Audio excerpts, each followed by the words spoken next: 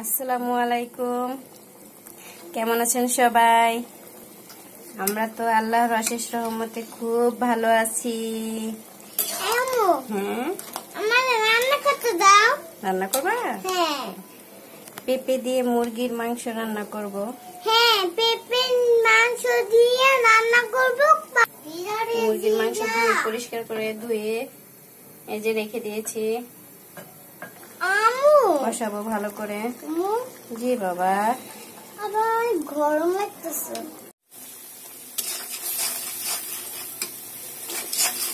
মাছ রান্না করতেছি, মশলা কষাইতেছি। সবজিটা দিয়ে দিলাম।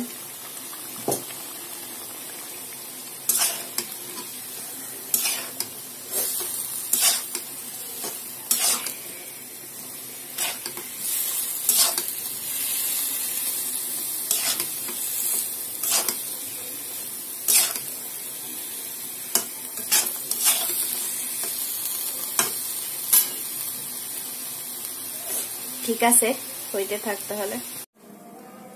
এই যে হয়ে গেছে আমার তরকারিটা। এই যে পেঁপে দিয়ে মুরগির মাংস কেমন হয়েছে বলবেন।